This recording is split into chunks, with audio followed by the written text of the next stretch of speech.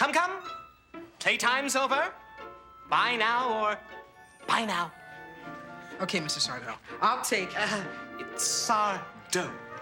No Mr. Accent on the do. Submitted for the approval of the Midnight Society. Oh, joy! Let's rock. It makes me wanna fart! Dear Journal, it's me, Doug. You have it! Baby's gotta do what a baby's gotta do. That was a hoot! On your mark. Get set. Oh, here it goes! Welcome to Splat Attack, where we're taking it back to the slime-filled past. I'm your gaktastic co-host, Brett. I am your slime-tastic host, Alex. And Brett.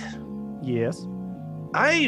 I don't see anything here on the screen, but when I put on this super specs filter, I've got a couple of people who just show up. Do you have any idea who this is? Wait, I can't see them. Let me put on my super specs. Oh, there we go. I see some shadowy figures, but I think they're turning out to be, Richard Dumont and DJ MacHale. Am I seeing things right?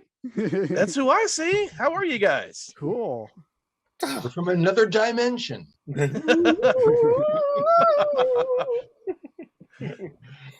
Wait, how did all you people get into my shop? What the hell? I got those glasses as a birthday present. Oh, I just realized, Brett, you've got like a vignette filter. That's like the super specs filter. Yes. I just thought you were trying to do a beauty shot, and I realized, oh, that's pretty good. That's a screenshot from the super specs episode, isn't it? Correct. I took one of the backgrounds. It literally is a. I wanted to be in character for the episode. Very apropos. So we're all here today to celebrate Are You Afraid of the Dark yet again. In case you haven't checked out episode 7, the Are You Afraid of the Dark 30th anniversary reunion. A massive episode. Yeah, this is like a little dessert to that one, where we're going back to Sardo's Magic Mansion with a special retrospective of all 8 episodes that Sardo was in. So That's for anyone, Sardo. No, it has no Mr. Accent on the dough. Say it the way it's spelt. Gee. Sorry, Sardo. How could I forget my manners?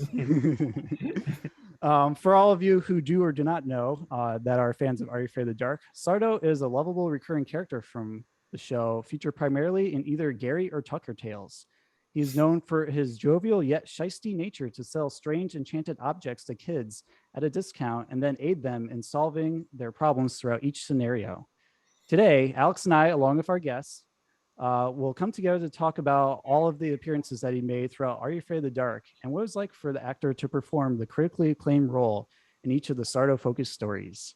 So we're just going to jump right into things and roll through them one at a time with Super Specs. The Tale of the Super Specs was from season 1, episode 6. And the basic summary of that is Mary Beth and Weeds are a young high school couple who purchase a few items from Sardo's Magic Mansion in order to pull off the best April Fool's Day pranks ever this year. Mary Beth happens to pick up a pair of the novelty glasses with kaleidoscope lenses while Weeds is messing around. However, little did they know that the spell Weeds jokingly cast in the store using the dusted dendron would curse the Super Specs glasses on display, causing the wearer to see shadowy apparitions of humanoid figures emerging through our dimension. The worst part, no matter how hard Mary Beth tries to ditch the glasses, she is repeatedly drawn to them as the dark figures draw ever closer in greater numbers in the dimension we call reality. By enlisting Sardo to enact a seance and close the cosmic seal between worlds, the group finds out what happens when you mess with dark magic. Dum, dum. Wow, Sardo, I'd watch that episode. I'd watch that episode. Yeah. I mean, it's one of my favorites, not gonna lie.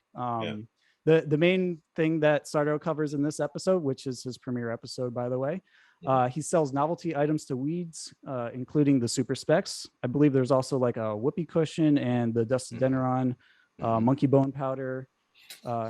He informs the kids about what the capabilities are of the magic, and Weeds just kind of sprinkles it on everything to see what kinds of things it could do, which is pretty wild to see. Like I remember him putting some of the dust in like a girl's yogurt, and then when she took a bite of it after he left, she like got like a voice like a chipmunk and started talking all high and squeaky. And then I remember another instance where he put the dust on a basketball to like win a game of horse with his friend out on the courts. And you know, he just kind of tossed it behind his back, and he landed like a perfect 3-pointer swish, which was pretty impressive. What he didn't see was on the label, it said this dust also has perfect comedic timing. Yes. Yeah. That is an added side effect. Because it never worked at first. And then once he gave up, boom, it worked magically. Yeah. Yeah. So he kept messing around with it. And then it seems like, you know, when Mary Beth wore the glasses more and more, you would see more figures. At first, there was just one figure in the magic shop that she thought she saw, but quickly disappeared. And then she saw like this weird like sorceress lady who was holding a book in school, which she thought was, you know, pretty odd and a little unnerving. And then like when she got to her house and then wore the super specs, it's like almost more and more were ganging up and catching on to her, putting on the glasses, and they're kind of cornering her in her house along with the sorceress from another dimension, until, you know, at the final climax of the episode, when they have the seance, Sardo, Mary Beth, and Weeds, you know, there's just a whole army of them right behind them, and they have to like somehow, you know, get them away from them before they overtake the kids and Sardo. And then, you know, lo and behold, and scene. Lo and behold, they didn't actually seal the cosmic seal, apparently, because this was one of the very few downer endings in Are You Afraid of the Dark's series run, where they get trapped in the crystal ball of the sources from another dimension. And we find out that the two main protagonists that are with her are like doppelgangers of them. They're like they're wearing slightly different clothes, slightly different hair, slightly different appearance. And, you know, it's a real interesting twist, because we thought Sardo could, you know, get those kids out of a jam. But when you're combating like dark magic of that magnitude, it's kind of hard to overpower. And just another example of Are You Afraid of the Dark being so ahead of its time. Now they're like doing that with Spider-Man. Yeah. Mm-hmm. The multiverse thing is so done. Yeah. We did it in Super Specs in 1992. Come on.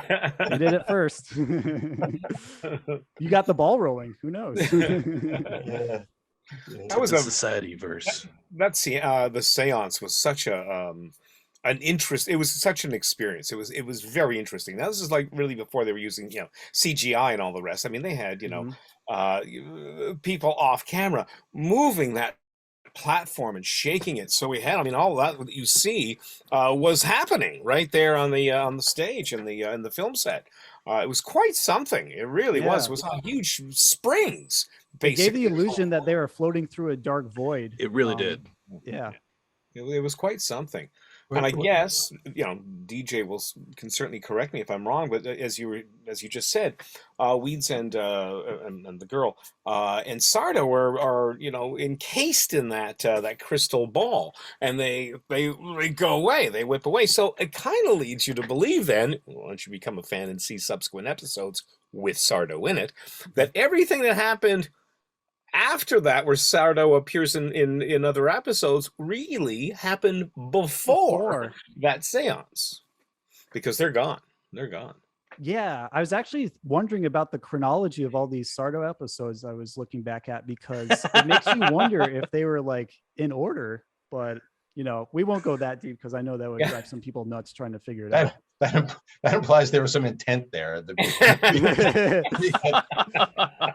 You know, whenever someone asks a question about something that I wrote, I actually happen to have written Super Spec. There are usually two answers that you can give.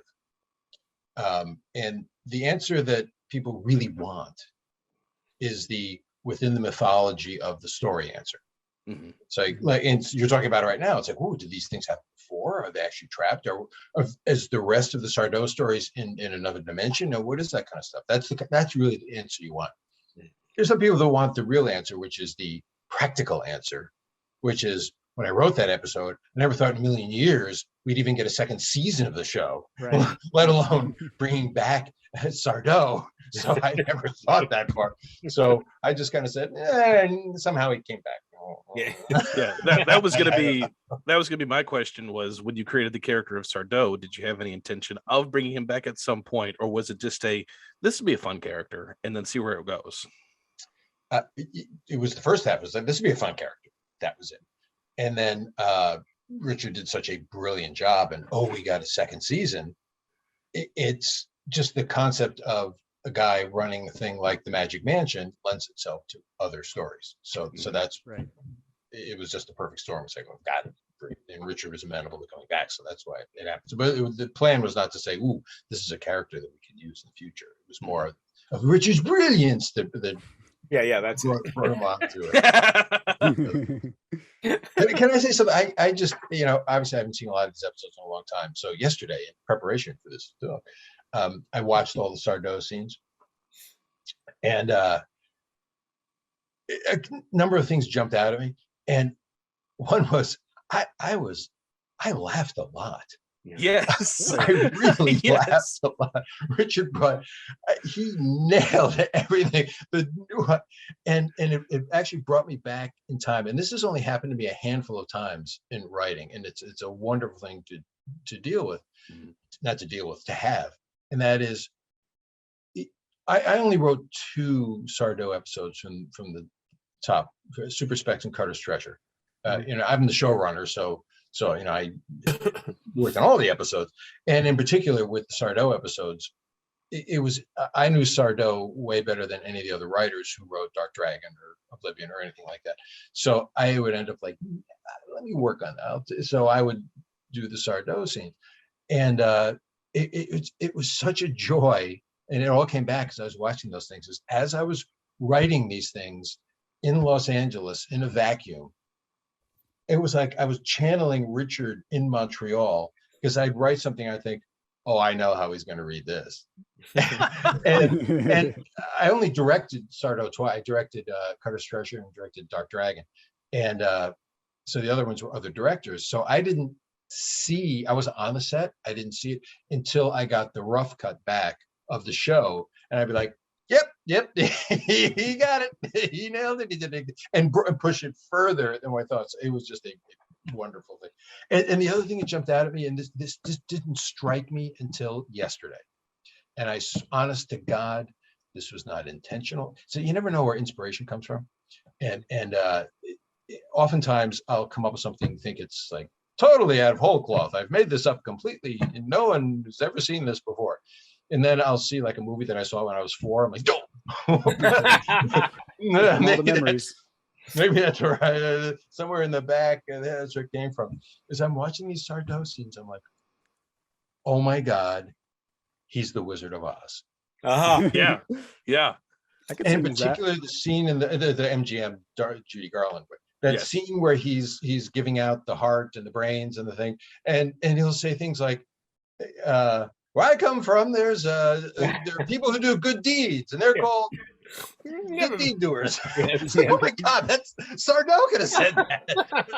Oh my yes, God. you want to spell for what was it the ad said? You're right. What was this?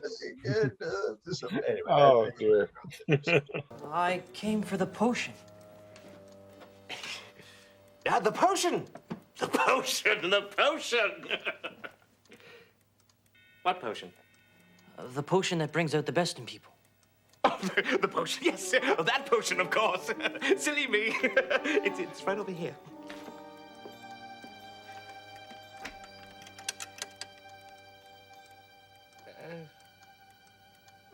What else does it do? The ad said it could make me more confident. It could make me more powerful. Right. Got it. The potion. Oh, why didn't you say so? It's my #1 bestseller. Anyway, continue, Brett. Sure. Well, I'm just before I was gonna ask you like your memories of it. We seem to jump headfirst into it. I just noticed a few things that stood out to me in this episode, aside from the plot that I just recounted. I know the lines in particular, take the children and have you seen our vomit, always stuck with me from the moment I first saw that episode as a kid. Is it true that those were ad-libbed or were those written in? Were they? I think they were ad-lib. Yeah, I have to say, DJ and Ron Oliver, the director, allowed me to have I had a little wiggle room, and yes, those were two lines that we came up. Take the children and have you the vomit line. Yes, have you seen our vomit yet? I think there was another one. She comes to the door. I think I'll come back tomorrow. I've got no more vomit. Right, I think it's that. Well, then it became a recurring thing. So yes, great. Yeah. I love how it really fleshes out Sardo's personality with like the quirkiness of it. And I think that's why it stuck with me all these years. Well, and take the children. Geez, that was brilliant. Oh my God. Save myself, never mind these kids that I got into trouble with all this magic voodoo. I don't think, other than true villains in Are You Afraid of the Dark, I don't think there was any more callous line. Yes. In 91 episodes. Sardo can kind of get away with it. He can kind of get away with it, right? Yeah. I had, much like you, DJ, I had rewatched the episodes in preparation for this episode. And as I always do, it's just on the living room and my kids are around. My wife is around. It's Nickelodeon. It's something I can keep on. And my wife never watched Are You Afraid of the Dark when she was too scared of it. Or and cable. That was and then she watched this episode the other night and she cackled. It's still hilarious to anyone who hasn't seen the show. Oh my. Maybe we didn't do it after all. What is it? Take the children! It's still classic. That's great. That's Richard. Yeah. I did have a question because DJ had wrote it. I can't be the only one who's asked or put some kind of an analogy together. Was They Live at all an inspiration for this episode? No, not really. I mean, the jumping off point was I used to get Boys Life magazine, and in the back they always had the page of novelties that you could buy, and the X-ray specs. Yes. You know, look through your hand. It looks like it's. Yeah. So I thought, what if you got one of those things and it actually really did do stuff? So that was really it. And I think as Richard mentioned it with the platform and the seance and the thing going around. One of the things about doing shows like this, and I always say that we don't have enough money to fake things, so we have to do it for real. Yeah. So, we couldn't CG a floating thing, so we had to put it on a spring and move it, and it's just as effective. It's very simple. Yeah. Oh yeah. And even the specters. I mean, I look at it and I'm like, there's basically people just wearing black and with a hood on. It was nothing. But then you hear people talk about it like, they freak me out. I'm like, that's good, because there are just some people with it. Yeah. I think honestly it's just due to the high contrast of the black figure with like normal everyday lighting of like a setting that really makes you feel tense and afraid. I know when I watched the episode as a kid, that's what really got to me, is like the weird colory rim that you see behind me now. And, just seeing an all black figure, like, wait a minute, it's daytime. Why can't I see them? Just something about the element of the unknown really, really hits you at your core when it comes to fear. Yeah. Just the concept of something being there, you can't see it, is also terrifying. Well, it's kind of like with comedy too. You tend to forget that when you think of something, when you come up with something, you get used to it, and it doesn't mean it. Like writing a joke. I once heard Woody Allen once say, it's one of the big challenges he has back when his movies were funny, is that to remember, once he's heard a joke 8,000 times, to remember how funny it was when he first thought of it, because it's not funny anymore. And so he'd be often inclined to say, oh, let's just cut that. Like, no, don't cut that. So with something like the specters and super specs, you make the show and you think, oh my God, these are guys with a hood over their head. This is kind of cheesy looking. But to a kid who is in the reality of it, it's like, oh my God, there's somebody there that we can't see. You That's it. Discount it a little bit. And slightly out of focus. Slightly out of focus. Yes. There was that shot. Do you remember? I'm just thinking about it now. There's that shot where we saw her eyes. Remember, it was all black. Yeah, just the and except her eyes eyeballs. Yeah, on that each was. I side. thought that was very effective. I thought that was That's very right.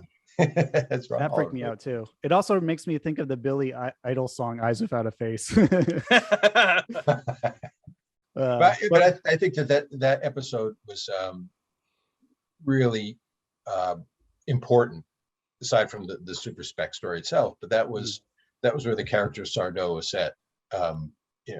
Starting with the casting of Richard. I mean, he's I've written a million things, and it often happens where you do auditions and it doesn't go well, and you start questioning yourself. It's like, oh boy, this is a bad character. This is. You start thinking, do I change it? Do I cut that joke? Do I whatever? And then Richard came in until you get that. Who came in and just bingo, and I was like, there it is. There he goes. Done. I was very lucky. I was very, very lucky to get that role. And of course, I never thought it would go as Ron was saying. I'm sorry, as DJ was saying. Forgive me. As DJ was saying, I mean, the character, as far as I know, wasn't never meant to come back. But so I thought, okay, it's my one shot, and it's great. And I just had a wonderful time on it. I could die a happy man. I had a fabulous time. Great crew. The cast was excellent. I loved it. I truly mean that. I loved being on that set, and to be invited back, it was just heaven. I never thought 30 years later I'd be talking about it. Right. Well, it was a really good example of here I'm getting to macro Sardo as opposed to the episode, but we'll get back to the episodes. It really is a good example of the way a character is created, and it's really a lot of people's input that does that. I mean, certainly the actor is the number one, but it starts in the page where I don't even remember what I thought Sardo was supposed to look like or act. I mean, I kind of vague notion, and then it goes to, okay, who do we get casted, and that puts a spin on it, and then it goes to wardrobe to say, oh, we're going to make him look like some kind of gypsy, fortune-telling, phony baloney, snake oil salesman. Okay, then so it's the wardrobe people to put that together, and then it's the director working with Richard, Ron Oliver in this case, working with Richard to really hone it and put it together. And then I will say the final piece in the puzzle was the composer Jeff Fisher, who wrote Sardo's theme song. And there was always that kind of bouncy, weird kind of song that you'd always hear subliminally when he was on. So all those things work together to really make this really amazing character that we're talking about 30 years later. Well, technically 29 years later, because you close enough. 30 years the first episode. So yeah. Or not 29, 24 years later. So yeah, anyway, continue. What other episodes do we have, Brent? We're going to roll right into Dark Dragon from season 2, I believe episode 6. And my summary of that is Keith Saunders' confidence takes a nosedive after surviving a car accident, leaving him constricted by an unsightly walking brace. His feelings make him feel especially insecure when fellow high schoolers are asking each other out to the dance. With nowhere else to turn and his desperation reaching a tipping point, Keith visits Sardo's magic mansion for a popularity potion to bring out the best in him so he can land a date and not be the only one left out. With a few drops of potion, Keith began to see a whole other side of himself, the charismatic KC. Unfortunately, his dark side came to light as well, and in order to tame his inner demon for good, he must reconnect with his true self to be free from this burden, thanks to the help of an unlikely ally. The main roles in this episode of Sardo involved him giving him a popularity potion and telling him how it worked. Just use one drop of it because it's very potent and it will bring out the best in him because his confidence wasn't doing so great. And then Keith then returns to Sardo's magic mansion to get some help because I think he either used too much of it and he started like experiencing the side effects where his ears were getting like all strange looking and he started getting like some weird disfiguration in his face and his hair was growing out longer. And I remember Sardo like playing with his hair with like a magnifying glass to try and figure out what was going on. And unfortunately, we didn't really see too much Sardo in this episode. I think those are really only the main scenes, aside from the little moment where Sardo's pet rabbit got turned into like essentially a gremlin with one drop of the popularity. No, is it popularity potion? Yeah. It turns you into your best self. Yeah, and apparently it turns the little magic white rabbit into a gremlin. And I really love the moment when Sardo just shouts, "Harold!"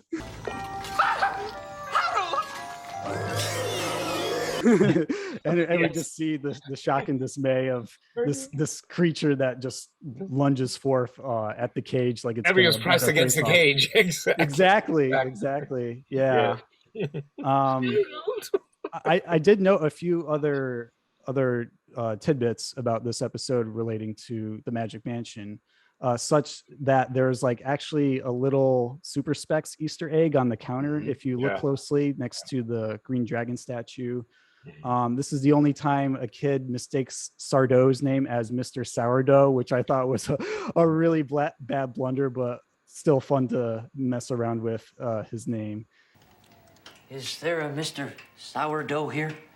And then I did note that how much the popularity potion was, because I find it interesting that Sardo first offered it for $40, and then within like 2 seconds he lowers it to $35, and then he corners Keith just before he exits the shop, and he's like, "How much you got?" $20. Done. I'll ring you a receipt. How much does it cost? Well, it's very difficult to put a value on just what this will do for you. But if I were pressed, I'd say $40. $40? All right, 35. But I'm losing on the deal. Thanks just the same. How much you got? $20. Done. I'll get your receipt. And it's so childish. It's just the point, tick, tick, tick, tick, tick, tick. like you're playing with Monopoly money. It's so it's so delicious. I love it. Yeah. Fun little moments like that really add to his character. Sardo was just reeling him in, just that sort of thing. But yeah, I remember, oh gosh, that rabbit was interesting. I think in that one, honestly, it seemed to me anyway that Sardo was there for, well, as he usually is, I guess, for the comic relief, but it was a dark episode, don't you think, DJ? It was. Yeah, I was going to say it was a unique one for Sardo to be in, because Sardo's usually there for comic relief and it'd be kind of the thing, but it was a really intense, dark, serious episode.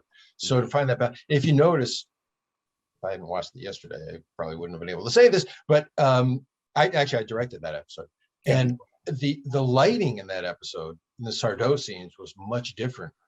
Normally it's very high key and very colorful in the Magic Mansion. This was very shadowy and with lights and deep shadows and whatnot. So it really, as much as Sardo was still being Sardo and doing his funny things with the money, all that kind of stuff, it didn't feel like two different episodes, because his story was really kind of heart wrenching. The guy's crippled and he's horrible. Yeah. I should also say, going back to a global Are You Afraid of the Dark thing, is when Nickelodeon asked me to say they're so afraid the parents are going to complain that they're scaring their kids. They said try to use literary antecedents to base stories on, and that episode was Jekyll and Hyde. Yeah. Yep. I can see the themes there. I was just gonna comment on that's a nice touch of having Jekyll and Hyde, the child putting away the book on the bookshelf. It's like, you know what you're getting into. This is before the story even begins. Foreshadowing. Yeah, so it was an odd story for Sardo to be in, because most of the Sardo stories are heightened, fun, adventurous kind of things. This was a little darker, but Richard hit that right tone of not going off the top on it. I also think that actually is reflective of the Midnight Society segment too, because this was like one of the only situations where Gary or Tucker didn't tell a Sardo tale. It was actually David who borrowed the character for Gary's birthday as like a surprise for him. And since he's kind of a more sensitive, darker nature to his stories, I felt like that lended it itself to the tone of the story and the use of Sardo versus like Super Specs or like Hearthstone, for example, where it's more, light and comical. Yeah, because Gary tells the Sardo stories, and Gary always tells magical stories, fun stories. David always told the kind of more heartfelt stories. So it's like, So this didn't feel like a Gary story, so that's why I'm borrowing the story. Yeah, it seems to line up there. But that's pretty much it for that tale. There wasn't much Sardo screen time there, but still a few things worth talking about. Is there ever enough Sardo screen time? Never. We need more. Well, I mean, we'll get into this as you talk about later episodes, but certainly in some of the later episodes where Sardo gets out of the Magic Mansion and he starts taking part in the stories. That's when it's that's when things really took off. That's where it gets fun. And I feel like Super Specs was the testing ground for that, because he did technically go to Mary Beth's house to do the seance, but no parents were present. In some later tales that we're going to talk about, he actually did interact with the parents of the main protagonist, which I thought was just as great with his like magic shop interactions as well, like on par. But moving right along into season 3, episode 7, we have the Tale of the Carved Stone. And in this one, Allison is a new kid in town who has trouble making friends. In order to give her life a social makeover, she buys an ancient Egyptian friendship stone, which actually presents to her a new friend in an unlikely place and time. Due to the alluring, mysterious nature of the stone, a dark monk by the name of Brother Septimus pursues Allison and even threatens Sardo to get the time-shifting stone back into his possession. Thankfully, with their combined efforts, Allison, Tom, and Sardo thwart the evil monk, trapping him in an unknown dimension of time, and all is well in present day. Some things that I noted in this episode, other than the late great Frank Gorshin being the guest star as the villain, we did see Sardo sell the ancient Egyptian friendship stone, which is like this little black stone with like a carved like zigzag on it with like a Eye of Horus kind of design on the top. He warns her about the nature of the stone. We actually hear about this other character that's tied to Sardo that we hear about in another Sardo tale, actually, called Uncle Bobo, as like his unofficial competition. Like, Uncle Bobo, that hack, he doesn't sell these things like I do, to that degree, which is fun little character development there. And then I think at one point he said, Uncle Bobo, that clown? That clown? Yeah, exactly. Well, 100. 100? All right, 120. You know what I went through to get this? The guy could have killed me. Yes, well, that's none of my beeswax. 200. Or I'm taking everything over to Uncle Bobo's House of Magic. Uncle Bobo? That clown? All right, but I'm losing on the deal. Yeah, like he doesn't sell things to kids as well as you do, Sardo. Exactly. Yeah. So and also we see another instance where like Sardo comes to the kid's home, interacts with all the other characters and even the villain. So he gets around a lot in this episode. He's not just confined to the store. True. Yeah. One of the things that Richard did so well in that episode was, and he did it in a lot of the episodes, and it's so Sardo, is that as he's trying to sell whatever the thing is to the kid, in this case the carved stone, he's just making it up as he's going along. Yes. And Richard's so good. This is an ancient Egyptian. Yes, exactly. Yes. Right. Just say the magic The kids spell. are so stupid. It's just like very gullible. I just bought this I've searched the world over for the curios contained in this chest. Observe. Something. Where is that potion? Aha! That's not a potion. No, of course not. It's much better than a potion. It's an Egyptian friendship stone. Let me see.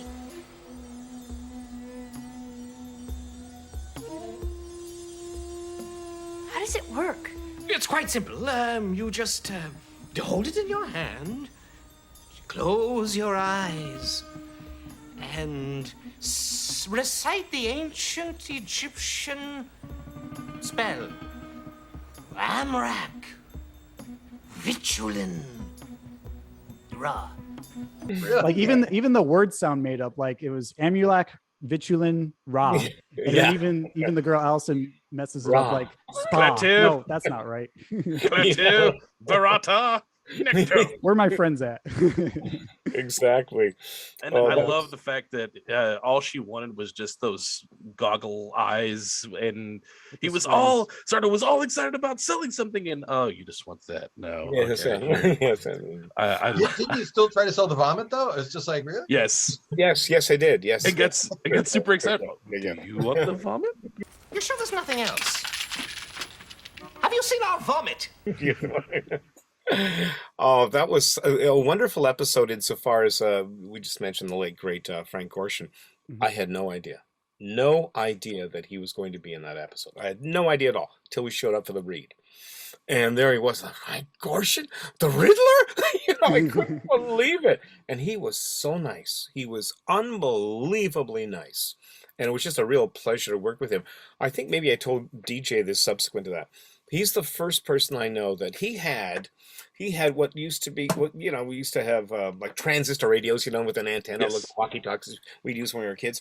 He had one of those, and it was to watch his stocks, to watch the stock market. And he was, between takes, he was constantly looking at this. And literally, I'm up. Oh, I'm down. Oh, I'm up. That's what he was doing between takes, watching his stocks. And we were so close to the mountain at one point. I think we were doing some interiors. We were close to the mountain. It was really throwing it off because, the big antennas are on the mountain there. It was really throwing it off. And he was a little upset about that. But such a nice man. What great comic timing. There was a couple of fluffs that we had. I'm saying this because Dick Clark used to have a show. What was it called? Bloopers and yes. You remember that Dick Clark, the Dick Clark Company? They got a hold of me to see if they could use this blooper that Frank Gorshin and I did on the show. And in the filming of Are You Afraid of the Dark, they wanted to use it for the show. But it was Frank Gorshin going into Rodney Dangerfield like that. He was Ed Lancaster. I remember telling him a story about watching him back in the day on Ed Sullivan, Frank Gorshin, because he was a great impressionist, as I'm sure you know. And he did a Burt Lancaster, who I had the pleasure of working with years later. I started doing his bit. I started doing, I remember that. He was doing Birdman of Alcatraz. Well, want to see my bird? Yeah, and he goes, wow, you're doing my act. I haven't done that act in years. That's great. He was just a pleasure to work with. He really was. Well, it was fun seeing the two of you together because these are two very heightened characters. Yes. I mean, there's no subtlety with Sardo or two ham bones. and Frank was chewing the scenery. And so actually you were the more kind of, in the scenes you had together, you were the more subdued. I'm like, wow, that's something. Yes. You're the alpha. You're the alpha. I mean, he kind of proved that when he held Sardo up by his hand. He's like, I'll feed you to the plague rats of the abyss if you don't get that stone back. Either you retrieve the amulet, or I shall slice open your miserable carcass and serve it to the plague rats of the abyss. He's like, wow, okay. Well, I got to you haven't seen these in so long, and so I watched these yesterday. And after that, I'm forgetting about these scenes, and it's coming back to me as I'm watching it. I'm like, oh my god, that's right. Oh my god. But then when he drops you down and he walks away, and you just almost got killed, so you just go, how? The perfect reaction. It was so good. Ouch. I've got to go back and watch these. You really do. I'm so impressed with yourself.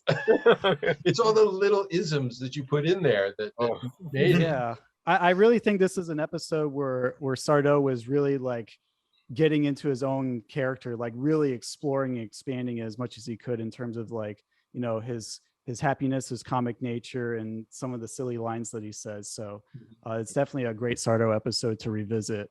And it may not have necessarily been one that I gave much consideration growing up because I didn't see it on TV much at the time, but it's got a strange effect on me where the more I've watched it, the more I enjoy it. It's like I'm constantly peeling onion layers back to reveal something new about like the characters or the story or the heartwarming sentimentality of friendship at the end.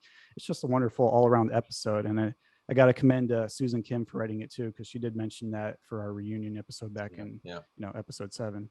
Well, this is both that episode. There are 3: Carvestone, Dark Dragon, and Door Unlocked.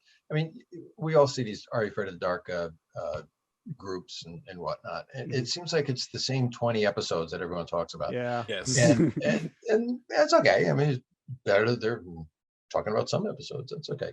But there's so many great episodes that just don't get the love. And Carved Stone is one of them.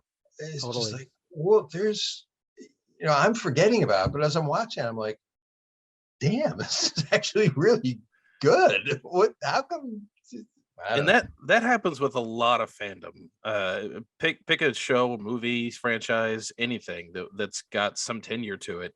You'll have those fans who absolutely love those few entries. In the grand scale of how many entries there are, these are my favorites, but there are so many others that are deserving of more attention and in any franchise. But Are You Afraid of the Dark definitely has got a lot of really, really good episodes. And as you said, this is definitely one of them. Yeah. If anything, just because it's got Sardo and the Riddler together, and the Riddler is more terrifying than ever. Yeah, that's one of the main reasons for me for that episode, just to have the honor to work with that man, really. And as I recall, and I really am going to go back and look at it now, there was a lot of comedy, DJ, at the beginning of that, especially when that girl, when she first came to the shop, it seemed there was a lot of comedy between us. I thought it was quite, I remember it being quite funny. I remember that. There was physical stuff. She's knocking stuff over. And you yes, were in the back, and that's right. That's right. Yes, yes. I remember, I think, wasn't I talking to him? You don't see us, but we're behind a curtain or something.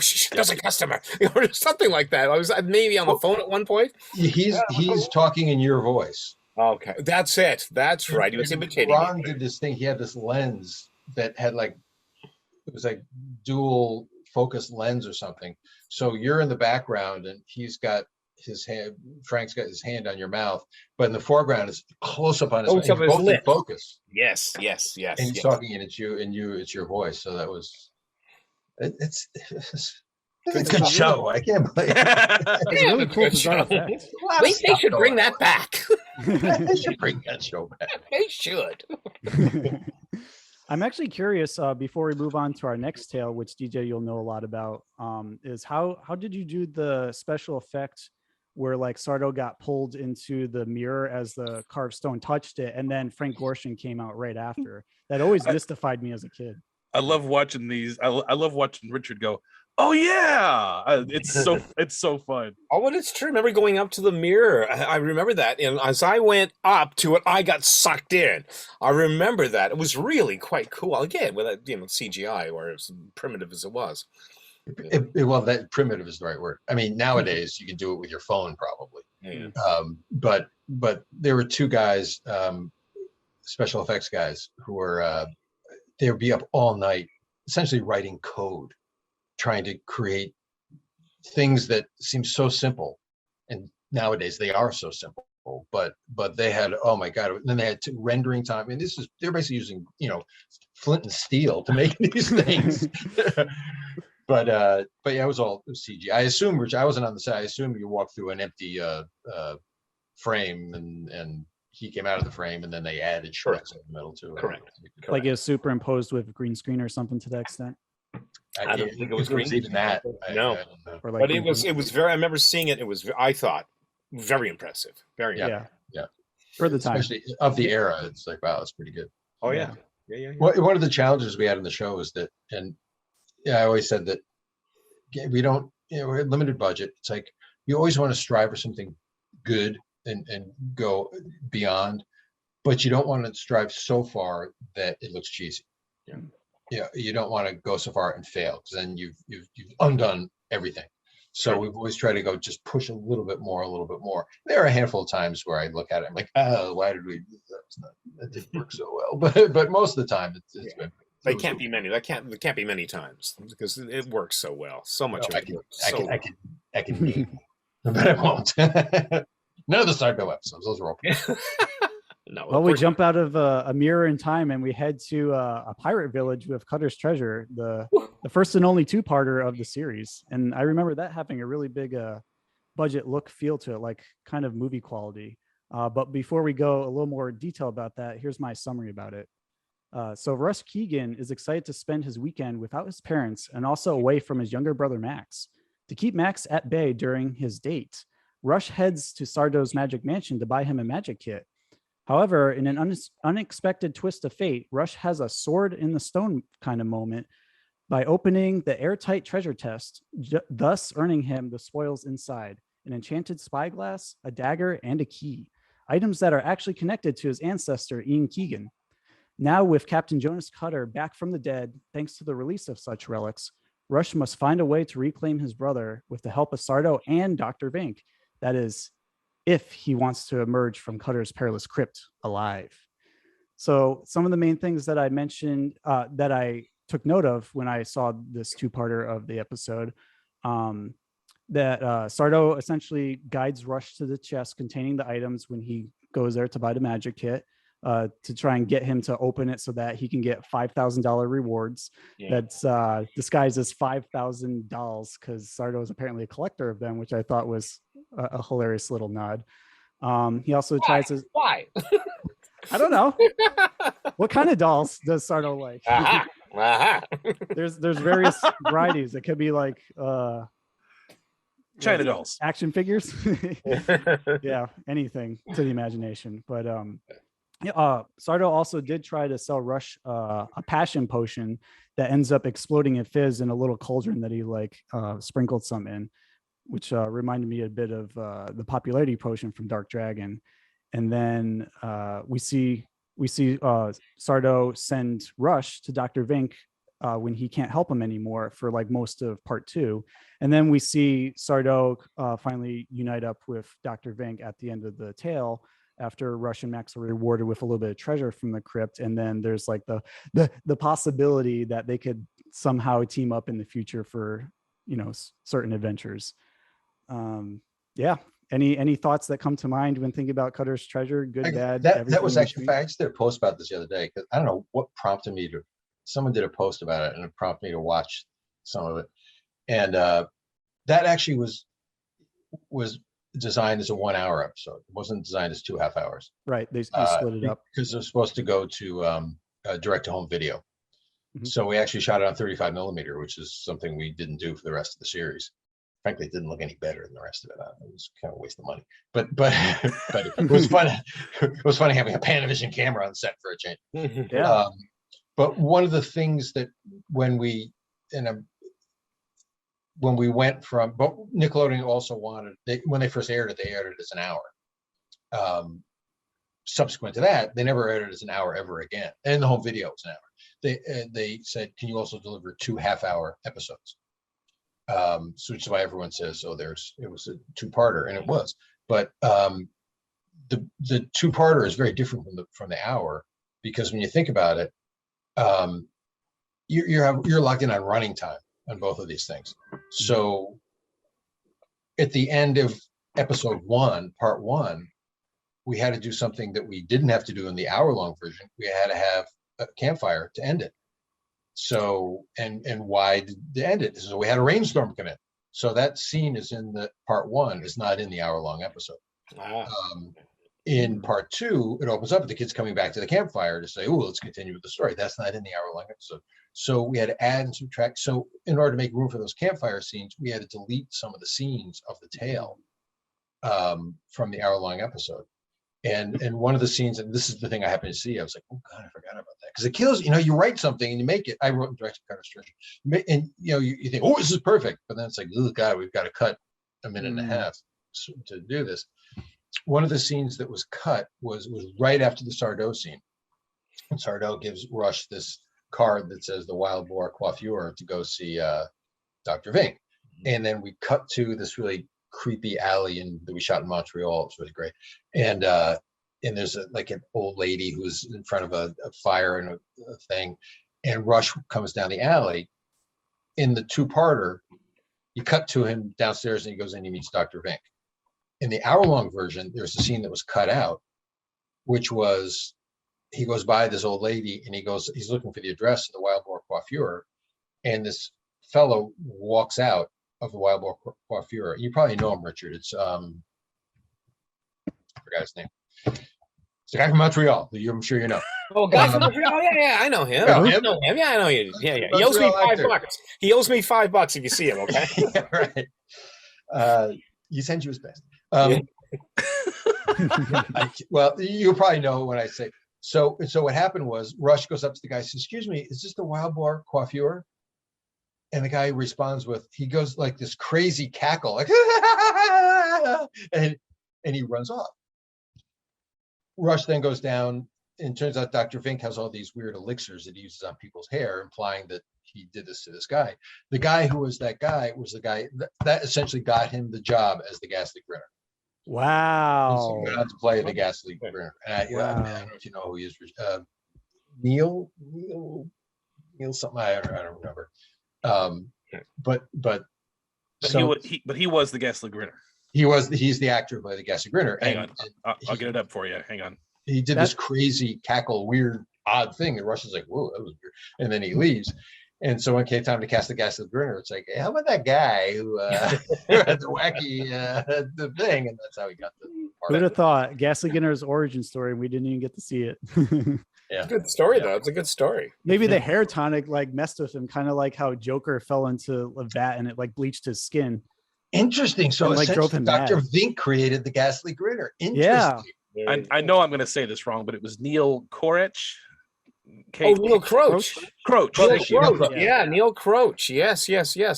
I did Italian American Reconciliation with him, John Patrick Shanley's play. Yeah, I know Neil. Yeah. He's such a nice man too. Yeah. He's got a great stage presence to him. Yeah, especially when he's in yellow face. Yes. Yellow and blue tights, yeah. When he really shines. So the only other thing I can say, in fact, I don't know if you can see it right there. Yep. Is that right under this drawing? That's your drawing, Brett. I know. In fact, you got another one there. You got that's one of yours too. Yep. The birthday one. But that is Sardo and Vink together. Nice. Yeah. Really? Production Oh my gosh. That's incredible. Yeah. That was a beautiful the only moment. time we were together. The only time we were together, right? Yes. Yeah. It's interesting because Gary and Frank both told that tale in tandem. So naturally, extensions of them, the recurring characters are brought together, and here they are right now. Yes, there you go. Oh yeah. That's actually it's not it's a screen capture. It's not an actual photo, but I love when Sardo is like, so he's trying to do a number on Dr. Vink. Yes. Yeah. Listen. What other little adventures do you think we might be able to cook up together? He's not your type of character, Sardo. He might get you in some hairy situations. Yeah, but that was the only time that we were together on screen, certainly in Are You Afraid of the Dark? And as I reminded Aaron, Mr. Dr. Vink, that I beat him by one performance, right? We were both the reoccurring characters, and I beat him by one. Yep. I beat him by one. Beat him by two. Sorry? Well, up to season 5 is did I really? one, and then 6 and 7, 2 more with okay. Tucker's Tales. Yeah. Up until that point, yeah. That was wonderful. I remember it being so bright out, DJ. One time that we were shooting and trying to look at the character who I was speaking to, and it was just blinding. It was just such a wonderfully bright summer day, which you would love normally in Montreal, certainly, but it was just blinding to try to look at your fellow actor. Well, it's also my point is I squinted a lot of that. A lot of the outdoor scenes you'll see me. It looks pretty bright there. Lake, so I mean the lake just reflected all the light. I mean the lake's in the background there, but yeah, it was something else. It was fun. That was a lot of fun. But to have those two guys, this does my heart such good to have these two guys. Look, it does my heart good to see it. That's very, very nice. Rest in peace, Aaron Tager. Yes. Yeah. The other question I had for this episode, it's less of a Sardo question, but and DJ may be able to answer this better. But what was it like working with Charles S. Dutton? He's great. I mean, there's no question about that. The thing I do remember most about it, though, oh, this would be a moment in time. We ended up shooting at night for whatever reason, as we're shooting in the cavern sequence, and I had trouble getting Charles, or Rock as we call him, because he was known for that show, Rock, out of his trailer, because he was so engaged watching this news report of his friend O.J. Simpson in a slow speed chase going down to San Diego. So that was the night of the infamous slow speed chase, and he was on TV just like, oh man. And I'm like, yeah, that's what. Can you? We got a thing going on. Gotta play pirate right now. Like, Isn't that something? I didn't know that. Yeah. That's the infamous Ford Bronco, right? Yeah. Wow. Yep. Oh, you got a picture of that too? Nice. Not the Ford Bronco. No. Not the Bronco. I mean Cutter. Captain Cutter. Oh, Yeah, that's a great photo. Yes, that's a wonderful photo. So he was fabulous. Yeah, I was thinking of all things to have a picture of. Why would you want the Ford Bronco, Charles? Okay. Right. Here's OJ. 389. That's right, Alex. No, wait, I got another something for you. Hold on. They don't make engines like that anymore, Alex. I'm telling you right now. You have a good car. You got a car like that, you want to keep it. Right. Let's take a spin back to Super Specs for a second. Okay. This is not a picture from Super Specs. This is a picture from another series that Ned and I did called Crisscross. I remember Crisscross. Yes. And that was Weeds from yes, the actor. And Rachel Blanchard, who was in the Midnight Society. Yeah. That was their testing ground. So we had Rachel on 2 shows. Very cool. I love That was a good series, DJ, as well. I don't know if you remember, but I did all the pickups on that, and I voice directed all the ADR in that. I truly liked that series. I love to say that, and I say this jokingly, but it's fun anyway, that there's an actress who owes her career to me, and that is when Crisscross we shot in England, and when it came down to the role that Rachel played, it came down to 2 girls, and Rachel was one of them, and there was another girl who from England who I only saw her like a crappy VHS tape, and but you could tell even on the tape she was great. She was just great. And so we're like, who are we gonna cast? I don't know. Rachel, we knew she'd be great. Are You Afraid of the Dark? She'd be great. This girl was like, she has chops. But how do I say this nicely?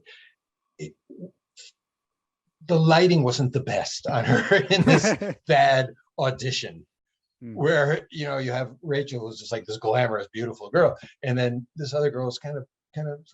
So it's like, oh, let's go the TV route. Let's cast the girl we know, whatnot. So this other actress basically owes me her career, because if she had wasted her time on Crisscross, she wouldn't have gotten Sense and Sensibility, and it was Kate Winslet. Oh wow! Are you serious? Oh my gosh! Oh my gosh! Yeah, the one that Poor got her. Yeah. Poor that out. So you're welcome, Kate. Well, that's like for not casting you in that show. Well, that's like Julie Andrews not getting cast in My Fair Lady, but getting cast in Mary Poppins. Yeah, right. And she was originally cast in My Fair Lady because she was on Broadway in My Fair Lady. Yep. Okay, who was the original? Oh, this is going way back, Richard. Who was the original Oscar Madison from The Odd Couple on Broadway? On Broadway, there was Art Carney, and it was Art Carney. Well, it was Walter Matthau, but it was Art Carney. Okay, yeah, and he couldn't get the movie role. It was like, yeah, you're a Broadway guy. You're not a TV guy. Jack Lemmon was just fine. Yeah. True enough. Yeah, I would have loved to have seen Art Carney do that, actually. Okay, yes. How awesome would that have been? Oh yeah, really. to this day, that first scene in, I'm sorry, this is so far off. The Dark. I'm sorry. It's okay. It's okay. Go for it. It's funny Bonus because content. DJ brought it up because it's one of my favorite Neil Simon plays, if not my favorite. The first scene in that first card game is one of the funniest scenes I have ever read, much less seen. You really, if you haven't read it, you really should play the first card scene that they have. Very, very funny. Very funny. Well, all Neil Simon's plays is fabulous and funny as they are. They read funny too. Yeah. He was amazing. Yeah, truly. That's like Sardo did not read funny on the page. It took Richard to make it funny. No. Praise from Caesar. Praise from Caesar. No. What's up next? We've got A Door Unlocked from season 5, episode 12. Oh, and I forgot to mention before we move on, so that we cover it as well. Is Cutter's Treasure the premiere episode of season 4, or is it more towards the middle, like episode 4? It was the premiere. Premiere. Okay. Premiere, yeah. Just checking. Yeah. So that was the episode that I directed it, and I, after a casting junket, which I always did across Canada and New York and whatnot, I landed in Montreal with the chicken pox. I had to prep Cutter's Treasure for my hotel room in quarantine, and finally got out like a couple days before we started shooting. Roman Mayo with chicken pox. Sounds like Montreal, watching curling on TV. That'll get you in the mood for a pirate adventure, huh? Cutter's curling. But yes, moving on into season 5 with A Door Unlocked. Another fun episode, actually. We have Justin, who is a kid who lacks the confidence he needs to ask a girl out to the school dance. Sound familiar? When his cool, charismatic friend pushes him into Sardo's magic mansion in order to put the moves on a nearby girl, Justin stumbles upon a tiny wooden door containing the ability to see the future based on whatever question it is asked. However, when Justin keeps seeing visions of a beautiful girl in danger, engulfed in flames to be specific, he does whatever he can to stop the fiery fate from happening with Sardo's help. And some of the main things that I noted about this episode were that Sardo mentioned the super specs yet again when he was looking for different items, pulling out the different doors. Can't forget that. I mean, it's the premiere Sardo episode. I have just the thing to help you solve your problem. Super specs. He offers Justin not one, not two, but actually 3 doors. One in, one that goes out, and then one we never know where it goes. For all we know, it's to the super specs dimension. And when the second door starts showing up, it's so Sardo. He's like, "Yeah, I thought you said this was one of a kind." Okay, it's 2 of a kind. I thought you said this is one of a kind. Yes. Well, you see, the doors are a match set. And so, you see, they are one of a kind. Both of them, sort of. All right, there are 2 of a kind, so sue me. Did I say one of a kind? Did I say one? Then, I distinctly said 2. Yeah, that was great. I also liked how Sardo mentioned when he hears his name being called from the door as it's smoking. That's it. I forgot to change my mind. It's finally driven me out of my mind. That's it. Yes, exactly. Yes. More beautiful character development. That's it. I'm changing my name. It's finally driven me out of my mind. Yep. And then which is the episode where Sardo? It might have been Carved Stone, where something happened, and Richard, you had like a feather duster, and you're just like, I've got to get out of this business. Got to get out of this business. I think you're right. I may have been dusting a skull. Yeah. I mean, it was so fun because when you have a recurring character, you start playing off of things you've seen before and riffing off of things. Like there's one episode where some kid says Sardo, and your first reaction is, and yeah, that's right. You got it right. Look, Mr. Sardo. Might have been that one for a little. Yeah. I also did note what price the door was when he was trying to sell it to Justin. First, he started with $64.95. Then immediately he dropped it to $44.95. and even down further to $24.95 because he really wants to sell that door. But then he eventually settles on just $10. Got to pay the rent somehow. Was I losing on the deal, though? Was I losing on the deal? You were definitely losing on the deal. Yes. I think you could have gotten half off of that sticker price and still got by and still convinced him to pay for it. And it's a steal at $64.95. What? Oh, but wait! Today's sale day. It's only $44.95. I can't afford it. $24.95? I've only got 10. Sold. But I'm losing on the deal. I did also notice in the background as like a little Easter egg of Sardo's Magic Mansion that there was a Shandu the Great poster in this particular iteration of the Magic Mansion. And that is in reference to Shandu the Magician from another Gary tale in season 2, The Tale of the Magician's Assistant. We put stuff like that throughout all the series that, and it's so much fun and it's fun when people pick up on it. Yeah. It's like playing Where's Waldo? Are You Afraid of the Dark edition? Yeah. Oh, that also reminded me, speaking of Easter eggs, I did see the vest that Master Raymond wore on like a skeleton with a top hat in the Cutter's Treasure version of the Magic Mansion. Oh. Part of those were Easter eggs. Part of those were you just had a finite number of props. Yeah. Fill the space, make it look like a magic shop. You always saw that on the tombstones. You see those same tombstones were all over the place. Oh, yeah. The Ron Oil ones are different. Ron Oil, yeah. Yep, infamous. Any thoughts about working on a door unlocked, Richard, or any behind the scenes thoughts, DJ? No, not really, to tell you the truth. I've got that one. I definitely have to rewatch. I can't really remember that much. I remember the whole conquest with the doors. That I do remember, but I don't remember too much from that episode. I must admit. Well, it's been a little bit. It's been a little bit. That one has. I've got to rewatch these. I really, really do, and I will. I will. I think, at least I hope that you'll be really pleased, because I was. Mm-hmm. I mean, it's different when it's you, because I mean you're going to be more critical of yourself than anyone. But it was better than I remembered. It was really fun. I just remember being just so damn funny. I really do. The scenes that Sardo had, again, because as we all know, he was the comic relief. But I just remember that the play that we would always have between the actors was just wonderful. The casting in those shows was incredible. Really, really, really incredible. And in all the kids you played against, they all got the joke. Yes. Yes. They played it so well. And some challenged you a little more. Yeah, character-wise, not acting-wise. Yeah. Some challenge you a little bit more, question you a little bit more, but which is almost fun because then you got to parry with them. So it was these kids were good. Yeah, very good, very good. Yeah. Well, if that's it, we're gonna go into Tucker Sardo's tale of season 6 and 7, starting with the tale of Oblivion, which I believe is season 6, episode 11. And the summary for that is Max is always being one-upped by his smarter sister Shelley, in grades especially. On the way to school, Max and his sister visit Sardo's Magic Mansion in order to grab some art supplies for their upcoming drawing class.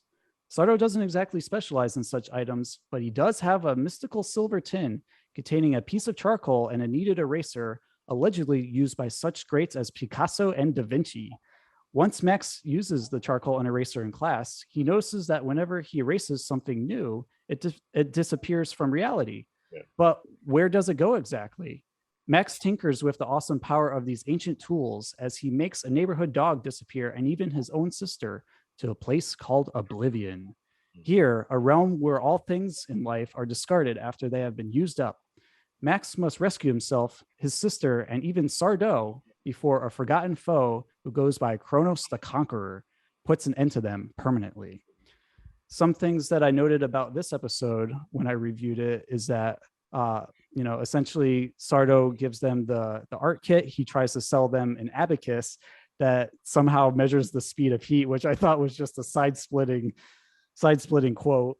I did note also that he interacted with Max and Shelley's parents at the end when they got out of Oblivion because he was a piano tuner as a scapegoat to tune their piano. That's why it got erased into Oblivion and Kronos was playing it. And other than that, we do see Sardo emerging from the the back counter with a napkin tucked into his shirt, implying that he was eating there. And sometimes it makes me wonder if he actually lives in his magic shop too, because there's another little Easter egg tidbit that we're going to talk about in the upcoming tale that's kind of similar to that. He does offer Max and Shelley the art set for $30, but then immediately takes it down to $10, which they agreed to pay. And this marks the first time Sardo interacts with a parent. Any thoughts on that episode? This episode had such a brilliant concept. I love this one. You wrote that, right, DJ? No. Yeah. No, you didn't write that one? No. But I got to tell you, I'm going to go back to my lament that I've said a million times, that season 6 and 7, they just don't get the love. Somehow it's like this reboot. It's whatever. It's like some of our best episodes. And I'm telling you, Oblivion and Time Trap were two of my favorite episodes. Not the least of which because of Richard's part in it and his brilliance in it. In watching it yesterday, and I had forgotten about it mostly. I mean, the concept of Oblivion or racing, I think was great. I ran into a guy once where my office used to be. He was a young guy. He said, "You made Are You Afraid of the Dark?" I did a whole high school thesis on the episode Oblivion. No. Yes, that's awesome. Oh, thank God. Someone appreciated that. But one of the things that made me laugh out loud, and I thought, well, that's really clever, was those two kids, as you said, Brett, go into the Magic Mansion looking for art supplies. And Sardo's like, he's like, how am I going to stretch this time? Yeah, it's like, let's wait. You can find the most interesting items in my shop. All you need do is ask. So ask. Oh, art supplies. Art supplies. I need art supplies. Pencils are over there. and then you went through the stuff and you found some box and the kid kept saying, "But I want art supplies."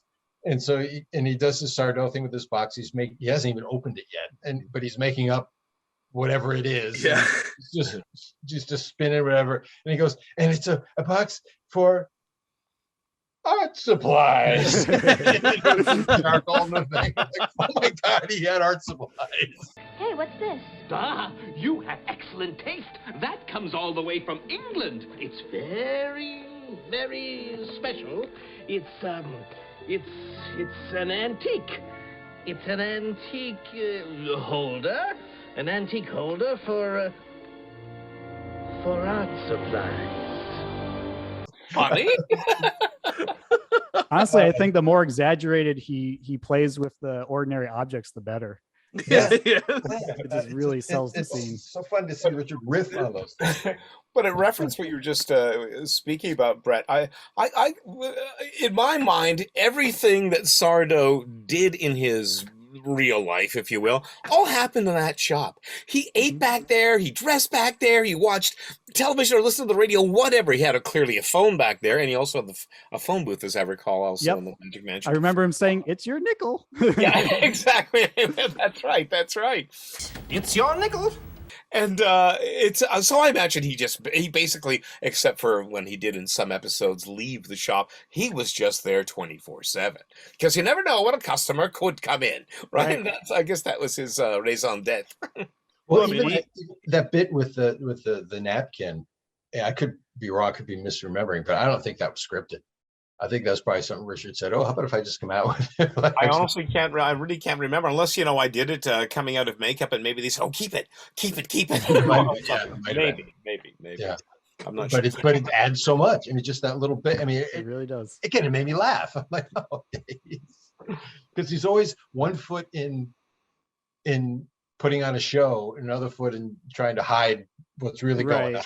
And I can just see Sardo looking for more quote unquote supplies to sell, so going to flea markets and just shystering everyone there just to get more stuff. Oh yes. What kind of stories could you build off of those things? Well, I got to tell you, Richard, I told you this years ago. I think when I wrote an Are You Afraid of the Dark feature for Paramount that never got off the ground, it was a Sardo story. Oh, yeah, that would have been amazing to see. And it was all about a carnival with this. It was basically the origin story of the Boogeyman. He had a box that contained the Boogeyman. Interesting. And the kid came across, Sardo, I think. But Wow, cool. So Oh, did Sardo man. sell the boogeyman to a kid that came in his magic mansion? No, he didn't know it was the boogeyman, but yeah. So and then he tried to get it back, and so it was very Sardo like of a. Because he never really knows Of epic what's in proportions. there, right? Oh So- yeah. Yeah, he's not other than the take the children line. He really means no harm. No, He just wants to make a buck. he means well. Maybe he's oblivious to the kid's sense of danger. He's like, oh, that's nothing. Just, take this spell and on your way now. Walk around, shake it off. But or buy now or buy now. Buy now. Yes. That's a great quote. I actually noted a quote that I liked a lot from this episode Oblivion, that when he first comes back from Oblivion in Max and Shelly's house, he says, "Ugh, mother's never liked me." Yes. Mother's never liked me. As if he's had a few bad Russians with them before. Like he taught a class at school and he got like launched off the parents' PTA or something. Clearly. Yeah. Parents don't like me or whatever. Do you remember was there a prop, or did I just make this up in my head? Was there a prop in Oblivion where we see a bunch of old things, of course, so that aren't of any use? Was there like an old comet or something, a car? Yes. Yeah, you were in it, Sardo. Yeah, that's where you appeared. You appeared in. Yeah, and you spit your toothpaste on the windshield because You're brushing your teeth. Right. That was so fun. That was fun. What is in this toothpaste? LSD? Oh dear. Yeah, a lot of great moments. That's why mothers never liked me. That's it. When I put in the toothpaste, clearly. Yep. Yeah. Don't sell the toothpaste to kids.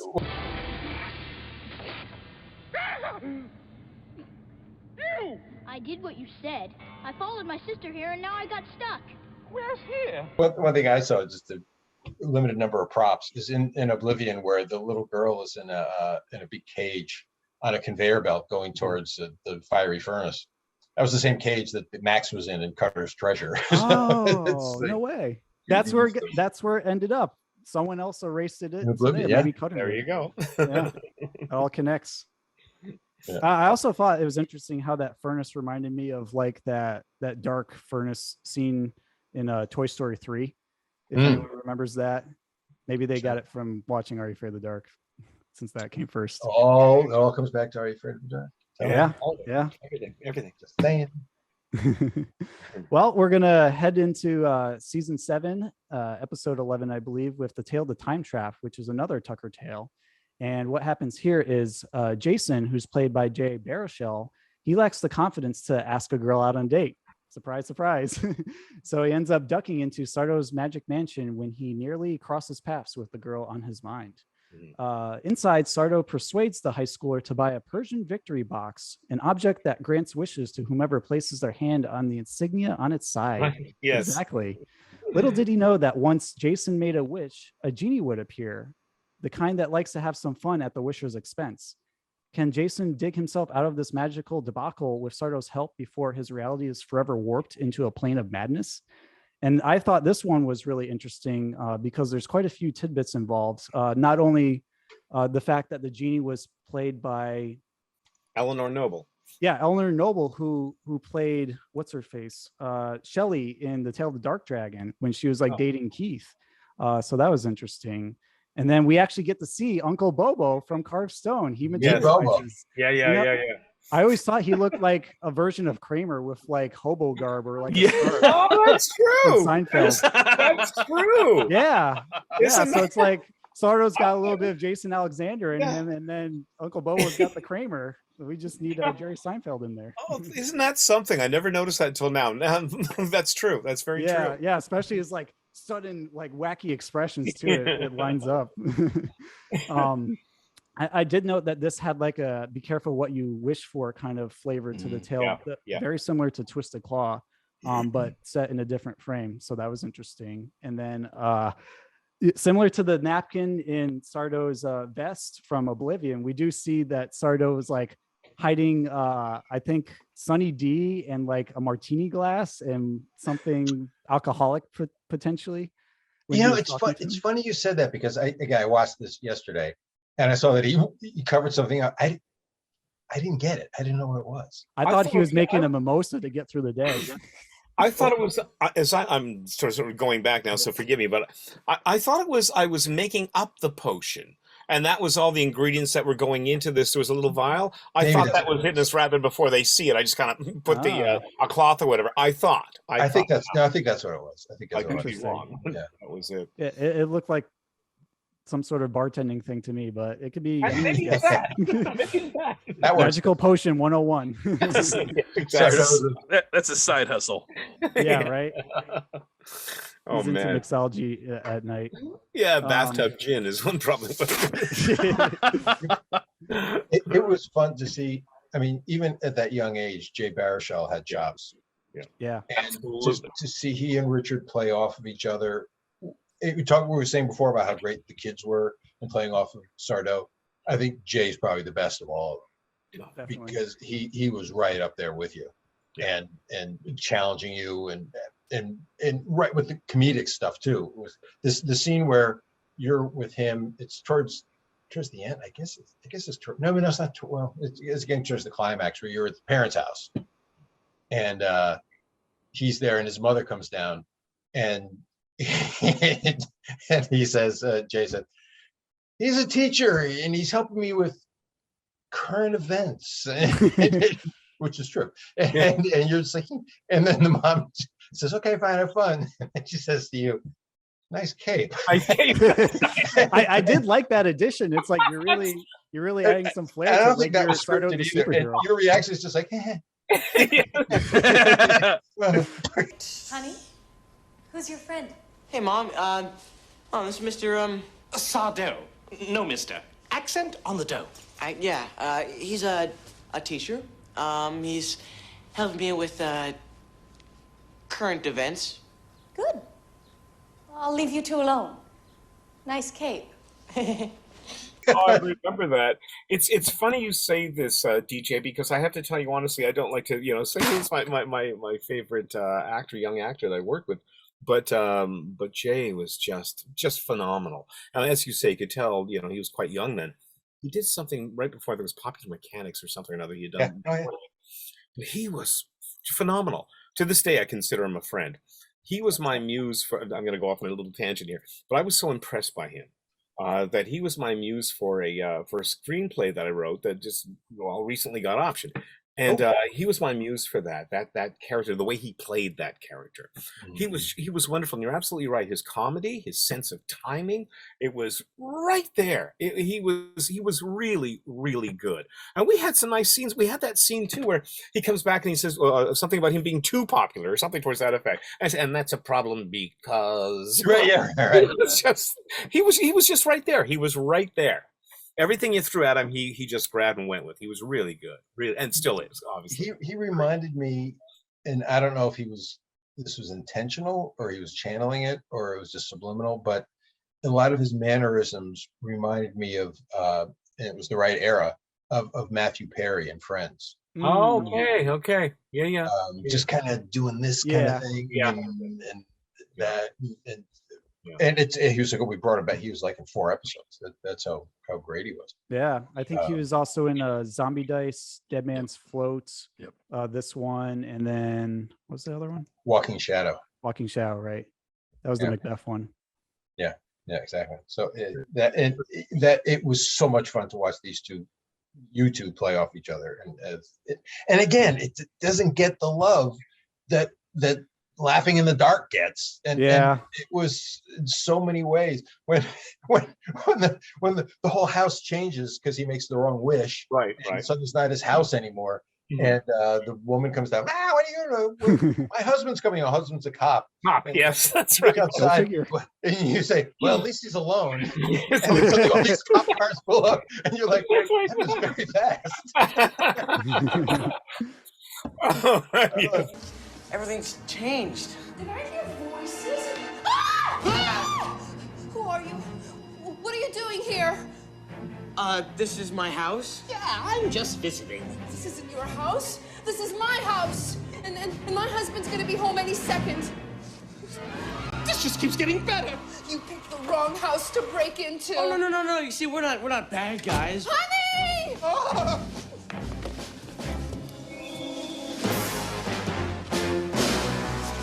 At least he's alone.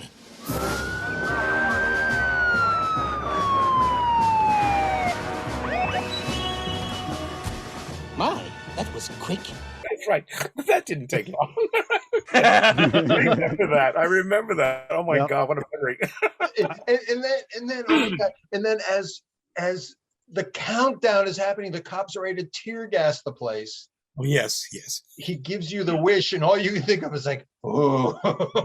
That's all you can care about is, what can I wish for? World peace? Generic. You mean I can wish for anything I want? Yes.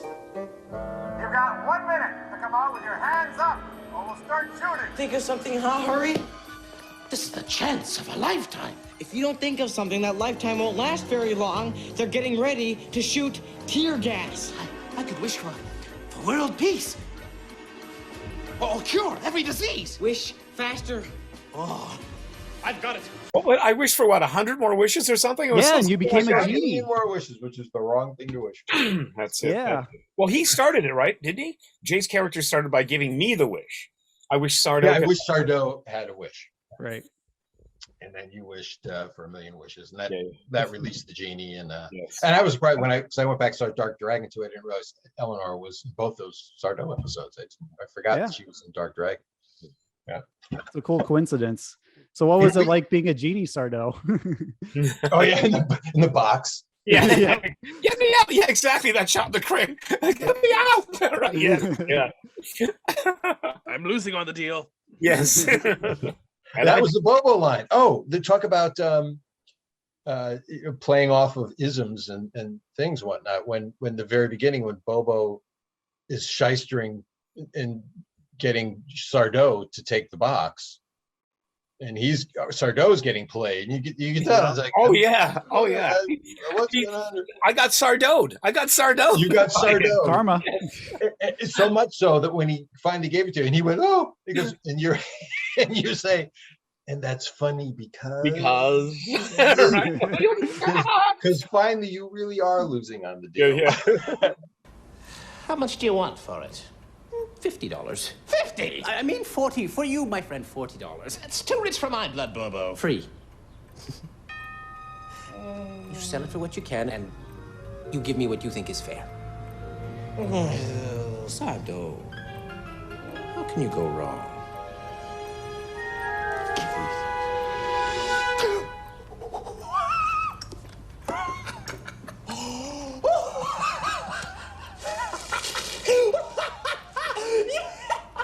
And this is funny because... Oh, this is funny because you finally are losing on the deal. That I thought was pretty good. And what was it? Oh, when he first comes in, wasn't he all white and everything? He comes in looking like a corpse almost when he comes into my shop. So you've got so thin. Have you been working out? Did you know what he went through to get that Persian victory box? Yeah, exactly. He went all the way to Persia. Don't be scared, Sardo. It's me. It's me, Bobo. Bobo? You look so thin. Have you been working out? To get rid of it. Oh, we could hardly wait to get rid of it. that Sardo made up. I don't know what it was, but Sardo, it's a Persian victory box. Oh man. Good times. Yeah, it makes me wonder what other kinds of objects Sardo could weave stories around. Because I always think about that, like if Sardo even got his own show, is like, oh, come into my shop. This week we got this that was freshly imported, and it's got the ability to like see through other people's minds into another dimension, and you're gonna love it at a steel, talking to the camera, and then so on goes the story of how some slub who got duped into buying it gets into a whole bunch of mess and then has to find a way to turn everything back to normal by the end of the day and just give it back to him so he can put it back on the shelf and then the show. The crossover I always wanted to see was the Sardo Magic Mansion, and then like across the street was the Magic Box that Giles ran on Buffy the Vampire Slayer. Interesting. Well, then there was also what was the show? This is probably from the 80s. Was it? I'm going to say Friday the 13th, the series. Oh, I don't know. Where it was about a curio shop. Oh yeah. And all the things in the curio shop were hexed somehow. Mm-hmm. It wasn't that. I mean, they were all haunted. Every piece had something to do with it. So when someone bought it, something horrible happened to them. I think there were a couple of people who were trying to. Oh, that's it. There are a couple of people trying to track down all those pieces that have been sold because there was it Friday the 13th series? I don't know. And nothing to do with Freddy Krueger, or maybe it was Nightmare. One of the horror it could have been Friday, because Friday the 13th didn't even have Jason Voorhees in it. It was just all individual tales. It was an anthology show too, so it very well could have been. So that's probably what it was. Yeah.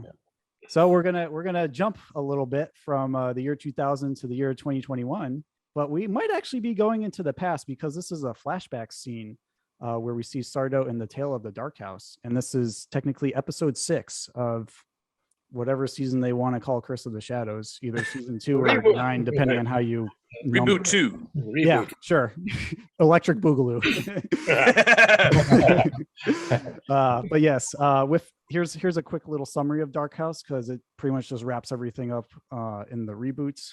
So, with every Midnight Society member captured by the Shadow Man, except him, Luke must find a key to unlock a solution to defeating the sinister villain and mend the broken lives of the past for a brighter future at the lighthouse. It is here in the Darkhouse, which is like the inverse of that. The holding place of the Shadow Man's victims are held, and using a little bit of time manipulation, they confront the Shadow Man at the lighthouse and reverse all the bad stuff. The interesting tidbits that happened during that moment. We do see Sardo in the flashback scene when Luke is kind of recalling everything through the seance, trying to piece together the clues to the puzzle of how to defeat the Shadow Man. And we do see like a young version of the Sardo in Curse of Shadows, which I just call like Sardo Jr. or like Sardo's grandson, because he's essentially a descendant of the original Sardo, and he's playing with a lock while Sardo Sr. is talking to June Murphy's father in terms of like how he can get the Book of Shadows, get access to it. And, you're just denying that it exists in your shop because it's a very dangerous book. And once that moment happens, you essentially go to Sardo Jr. and show him the proper way how to open the lock, which is like a very specific looking lock. It has like letters on it.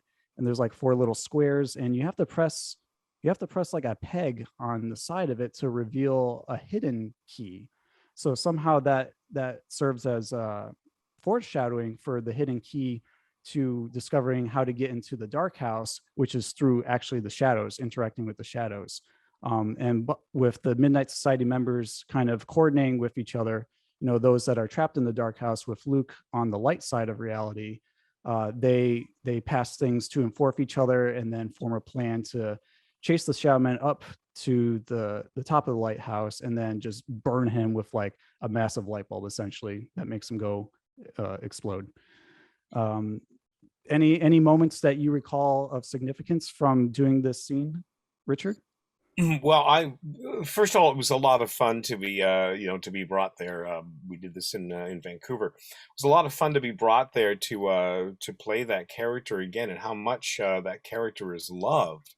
I got on the set to honestly, it's never happened before. When I got on the set to applause, I left the set with applause. It was truly. I started to tear up at one point. It was really quite something. And you're right. You said at the beginning that it wasn't jovial, fun Sardo. It wasn't meant to be that way. For some reason, as I mentioned, they wanted to have me lit it was sort of like this heavenly, weird, otherworldly thing, which I think it just bleached me right out and I look terrible. But it was that scene. Those two kids were quite good. I mean, one was just observing, right? But my grandson, he was quite good. That little boy, I thought he was quite good, and I like the fact that they incorporated. They weren't going to use that Sardo. It wasn't even in the chicken script. I said, "Why he comes in? He says, Mr. Sardo." I mean, that's an open invitation, I think, to use that line. So thankfully they did that, and I thought it worked quite well. And then from then on, it was the Sardo was accepted as this sort of other Sardo, if you will. But I did enjoy it. I did like going over and doing that lock. And you're right, there was, as I recall, there were 4 screws that were sort of bolted into this lock, and you had to touch one of these screws on it. Once you did, the flap came up and it revealed another lock. So I was teaching. It was sort of passing down Sardo's weaseliness in a way, and his ability to do some magic down to his grandson. And I thought it was quite good. It was very small scene, as you know, very small scene. That's all I was in, but I truly enjoyed it. It was still a sentimental moment for all the fans growing up and seeing kind of that full circle kind of thing where that in this reboot it's passing it on to a new generation, and you can feel that with the interaction between Sardo Senior and Sardo Junior. So even if it was brief, a moment for me, it really was. So There's a hazard feel to say, okay, let's step back into that skin again. It's funny. People say, "Hey, is this different from when you did it 25 years ago?" And Jesus, it's been 25 years. I don't know where the time goes. Yeah. But it was wonderful to know that this show, this character, was so beloved, and still is. So I got that sense very much on set. Very, very much the respect they have for the series, DJ, for sure. I mean, what you started here is it's phenomenal. And it's well loved and respected. Yeah, Brett and I are very much a part of several different groups and things on Facebook, which I'm sure you are both well aware that there's tons that exist. And podcasters who talk about the show in particular, and anytime the current reboot, now previous reboots were done, there was a lot of it's okay, it's not the same. There's some good things, there's some but the moment Sardo showed up, it was like a kid at Christmas on every single one of these different groups. Everyone was so excited, even if it was just for a little bit. It was Sardo. It's part of our childhood has come back, and this is so freaking cool. So that's just such a testament to how much you have brought the character to life and what DJ has created with the character. Absolutely. Well, and the fact that it was the original actor. I mean, it wasn't just bringing back Sardo. That really adds to the value of it. Yeah, that's pretty cool. It was a lot of fun. It was a lot of fun. The writer called me and said Nickelodeon has just released a preview and it's going wild. The internet's going wild about it. The fan base is going wild. Yes, and that was something. Because it doesn't happen to an actor. To me, it doesn't happen every day. That's for sure. It's like there was this. I was telling DJ about this some time ago. Last time I saw Aaron, as a matter of fact, he was actually dressed as Vink, because we did a Halloween, kind of reunion in a way, in Toronto with I think it was the Royal Theatre. I think it's an old vaudeville theater, and then it became a movie theater years later. Anyway. I was in Toronto for this, and I pulled up to the theater, and my hand to God, there was a lineup from the front door of that theater all the way down and around the block. And I kid you not, and I'm in the cab, right? And I'm like, whoa! I never expected that. They say it got sold out in 17 minutes. Wow! That's a testament to what DJ's done. That is. It's a good feeling. It's a good feeling. And when we all do jobs and their jobs, and they come and they go, and you do your best job that you hope you did a good job, and you hope people like it and all that kind of stuff. But then having that, I don't know what you want to call it, that sense that it actually has some longevity that actually stuck with people. You know, it wasn't necessarily disposable moments. It's like it's stuff that stayed with people. That's a great feeling. It's as much as, you know, I joked, it's like, oh my God, 30 years later, I'm still talking about this show. I wasn't talking about it for the first 20 years. it's the past 10 years that suddenly it's going. And it's, you have to take a step back and just say, well, that's pretty cool that it meant that much to that many people. And especially when it was a small cable television kids show. Yeah. You know, we're not talking about Friends here. Mm-hmm. we're not talking about Michael Keaton coming back as Batman. You know, we're talking about something that it's almost like Alex, you're saying that it's almost like a family of people who grew up in that era, who watched that show. They all have that thing in common. And you know, there aren't hundreds of millions of them. There are millions of them, and it's a special thing for them. And absolutely. It's a really good. It's a good feeling. Oh yeah. To echo what DJ just said, I met a lot of parents, you know, who were watching it as kids and who brought their kids, and have been watching it, you know, through the video or what have you. Right. And same thing. They're fans too. They're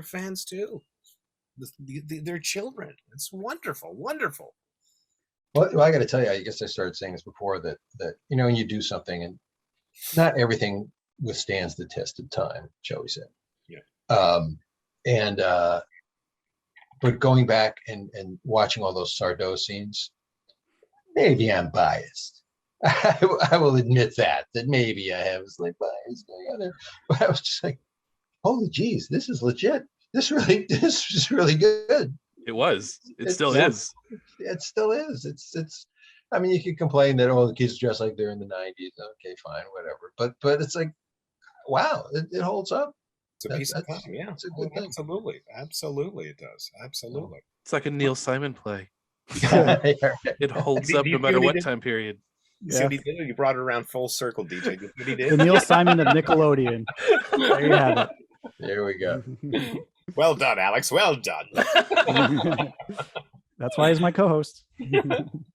Well, that concludes our retrospective of Sardo's Magic Mansion. We saw many great episodes, relived some wonderful memories, and all sorts of good behind-the-scenes moments included in that. Alex, do you want to pick like maybe one or two questions of our bunch, or do you want to just jump right into our next two segments in closing? Yeah, I do have a couple of questions. I know that we have a couple, and I actually had one I wanted to tack on to. But one in particular was what inspired the role of Sardo, and going along with that, how often were you, because just in this interview you snap into him and snap right back out, how often were you in character when the camera wasn't rolling? Okay, I'll tackle that one first. I don't think as often as people may like. I don't know. Clearly that character is in me because, you know, yeah, I am a ham bone, and you should have caught my Hamlet. But it was just such a wonderful character to be allowed to play. And I say this from the bottom of my heart. It has been such a privilege, such an honor to play this character that DJ created. Words escape me. I'm without words because it has been such a part of my life, and to know that I brought in some small way some happiness of people watching it, and they may think it's funny, that does me. I just can't express it. I'm so thankful, so grateful for doing that character. And I don't say that about me. I played a few characters. I don't say that about every character. I don't. I can assure you. I'll tackle the first part of that question, and I don't think I would have had this answer. And we talked about it earlier before we started the show, but I don't think I would have had this answer if I hadn't gone back semi-objectively at this point to watch the Sardo scenes from the episodes, because it's a long time ago. And if you had asked me this before I watched those scenes, I would have said no. But it has somewhere in the back of my head, it must have been the Wizard of Oz, that, I mean, certainly the idea of the curio shop, that's something else. The idea but the idea of this guy who's a flamboyant snake oil salesman. Yeah. And I'm guessing, I can't sit here as I'm saying, I can't say, I used the Wizard of Oz as the thing. Yeah. But it sure seems like I might have. that especially that one scene where he's giving away the things. It's like, wow, that's pretty much. And that even carried through to if you saw Oz the Great and Powerful, which was pretty good with who's his face? We're all drawing a place. I know exactly who Franco, you're talking about. Franco. James Franco. Oh, okay. Yeah, he played. It was basically the origin story of how the wizard got to Oz, and he's a flamboyant huckster. He's got a magic show that's all phony baloney. So I'm like, maybe that's where it came from. You never know where inspiration is going to come from, but it makes a whole lot of sense that it may have a kernel of that may have come from that character of the Wizard of Oz. Mm-hmm. The only other question that I had was, things have changed, filmmaking has changed. How, and coming from Richard, how has filming this character changed from the DJ era and the current era, even though it was a very short role? How different was it to film? I have to tell you the truth, not all that different, insofar as, again, as you just said, Alex, I wasn't there for a long period of time. I think I had one full day and read through, so a day and a half, maybe, but on set a day. But the set, everybody was. It's just. Are You Afraid of the Dark sets for me, for my character, were just a place of such positive energy. I don't want to sound 60s about it, but it's such positive energy on these sets, because you're doing it for, in those days, certainly in those days when we were first doing it, certainly for younger people, and there's a certain amount of love that you carry through, because the camera picks that up. I believe this is in the studio. The mic picks it up too. I believe. But the feeling on the set was really one of great positivity. It really was a wonderful set, and that's the way it was in the past, and that's the way it was for my day and a half on the reboot. Awesome. I mean, I could say that one of the things that I have such a fond memory of the whole series was there were a lot of people who worked on pretty much every episode of that show. Yes, it's because it's an anthology. It's unique in that every week there's a new cast. And now certainly Richard and Aaron Tager were different, but they were only in for 1 week out of the shooting as well. So we all got so close. And there's some moving parts here and there, but for the most part, that's why when people say, "Oh, they rebooted the series in season 6," I'm like, "Yeah, look at the credits. It's all the same people." We're all just when I remember the first meeting we had when season 6 started. I sat down. I was in Montreal, and I sat down with department heads, and to quote an old album, I looked around and I just said, "Welcome back, my friends, to the show that never ends." Ladies and gentlemen, Are You Afraid of the Dark? It was just, we just picked right up with the shorthands, and I think that vibe did carry through a lot. I'm glad to hear that it's the same way today with the reboot that was done recently. Yeah, for me, I can't speak for other people, but to me, that's absolutely the way it was. Great. Yeah.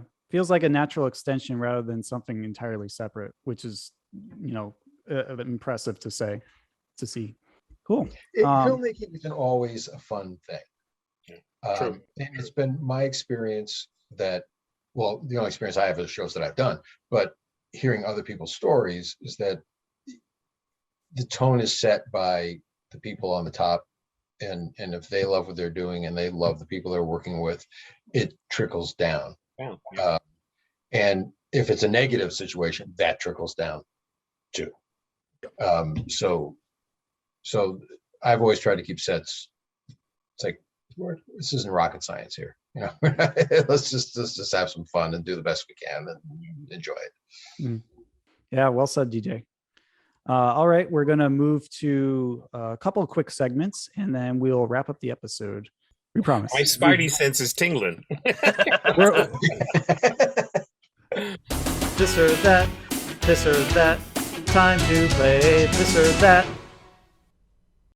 Okay, so for this round of this or that, basically what we're going to do is cover, two different little topics that are in the episodes or related to the Sardo episodes we talked about, and you just pick one. And if you want to explain your answer why you picked that one over the other one, you can. If not, that's fine too. We'll just roll through it, each of us. So we'll each pick our choice for each question. Question 1. Carved stone or super specs? Super specs. Super specs. I'm gonna say carved specs. Super specs. Stone. Super stone. Carved specs. Yeah. Super specs for sure. I'm kind of 50-50 on it now after our discussion, but super specs is my go-to Sardo episode just because it's the first one and it's got that raw energy of, Richard first finding his way through the character. Carved stone is no slouch, but yeah, I don't think one's necessarily better than the other, but it's just it's the personal preference. Yeah. And for the reasons we kind of went over that Brett just said as well, it was my first one, so there's a certain excitement for me. For that episode. I really liked the story, which I did with Carved Stone too. But I liked the story. I loved, as we were talking about before this, CGI and all that, and a bunch of the stagehands pushing down this platform. All that was just so much fun, So I like that, and I got to meet DJ and Ron Oliver. So I mean, what better show can you have? Yeah, it was a great start to the series with your role. Absolutely. For me, it was, for sure. Yeah. Question 2: popularity potion or tiny door to the future? I'm gonna go with popularity potion. I'm gonna go with that. I gotta say door to the future, only because that popularity potion has some nasty side effects. Depends on. I wonder how many people in Hollywood took the popularity potion over the door to the future. The Beatles took the popularity potion. Yeah, plenty of it. I would also take the tiny door to the future. I would as well. I'm kind of curious where I'd end up a couple of years from now, 5 years, 10 years, hopefully better. We'll see. The only problem is I can't fit through the door, so we got to make a jumbo-sized version that we can use. Question 3: Sardo with or without a bandana? I'm going to say with the bandana, and which I didn't have in the reboot as well, but only because it always reminded me, DJ, of that.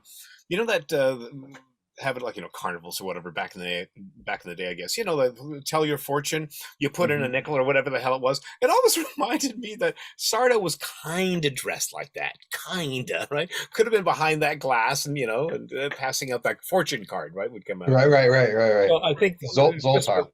just more that, as DJ was talking about, part gypsy, part. I think for that reason alone, I would say the bandana. I'm going to say without, only because it's for the same reason I picked super specs. It's like that's the iconic look, where the bandana is kind of, for all the right reasons, is really great. When watching back to back, watching these episodes last night, when the bandana, I forgot about the bandana. It was like, it jumped out at me a little bit, because when I think of Sardo, I don't think of a bandana. So that was the other reason. But I like the bandana too. And for me, reverse, and for the very same reasons that Richard just had mentioned. So I go with bandana. Interesting, because I go without, because that's how I remember him best. So we're 2 for 2 there. Question 4: Tools of Oblivion or Persian Victory Box? Persian, I would say Persian Victory Box. I like that whole concept. I mean, I like them both, but it was just interesting. I guess I would have to say Persian Victory Box too, but boy, you got to be careful. Yeah. Because ultimately, when you think about watching that episode, the conceit was you're going to wish something, but the genie's going to make you pay for it. Mm-hmm. They did a couple of wishes that didn't have to pay. It actually worked. Sardo got $1 million. Sardo got, yeah, exactly. And what I thought was, God, I remember working on this script for so long. It's like, how are they going to get out of this? What's it going to be? And we finally came up with, just wish that it was the day before. And there was no repercussions from that. So it is possible to use that Persian victory box without a negative thing. But yeah, I wish it was yesterday. A little Russian roulette to to do it. I would say the tools of Oblivion, because Oh, yeah. there are some things I would love to get rid of. Yep. Debt erase. Ah, yeah. Oh, yeah. Oh, that's good. For similar reasons, I'd also pick Tools of Oblivion, but also I'm an artist, so I'm kind of curious, like what specifically I can draw before I'd erase it, or even have a reverse version of Tools of Oblivion where I can bring something to life. Like maybe I'll draw a statue and then poof, there's a statue right in front of me in the front yard. That's probably stuck in Oblivion. I'd have to fetch that to utilize it. Okay, number 6, Gary or Tucker telling Sardo tales? Gary for me. Yeah, it's the same thing. It's the origin. It's got to be Gary. Yeah, same Gary. We're all in agreement. All Gary. Sorry, Tucker. That was one of the few moments of Are You Afraid of the Dark where we actually brought Midnight Society out of the campfire, and we saw Gary in his father's magic shop. Yeah, in Super Specs. That's right. That's right. Super Specs. Yeah. Yeah, I always wondered what Gary's father looked like because we never actually saw him, but it made me wonder if there's like some connection to Sardo somehow, like in terms of appearance. Yes, exactly. Yeah, you never know. I wondered as well. I know that I don't see straight-laced Gary being the son of Sardo though. It's like a little family ties. What was that show with Michael Keaton? Where parents were hippies and the son was a Republican. Straight-laced Gary and his dad is like, but I'm losing on the deal. Yeah, where'd he get those genes from? Grandpa Gene? Clearly his mother. Clearly. Yeah, I was thinking the same thing. Yep. And then the final question for this or that: original generation Sardo, season 6 to 7 Sardo, or reboot Sardo? I think this is a no-brainer for all of us. Season 1. I mean, if you're calling it that. Yeah, I think the original. Yeah, original. I think they're the same. 1 through 7, they're the same. It evolved and we did it, but that's what the beauty of what Richard did so much is was absolutely consistent. Nothing happened in any of those episodes that made you bump and go, well, you wouldn't have done that.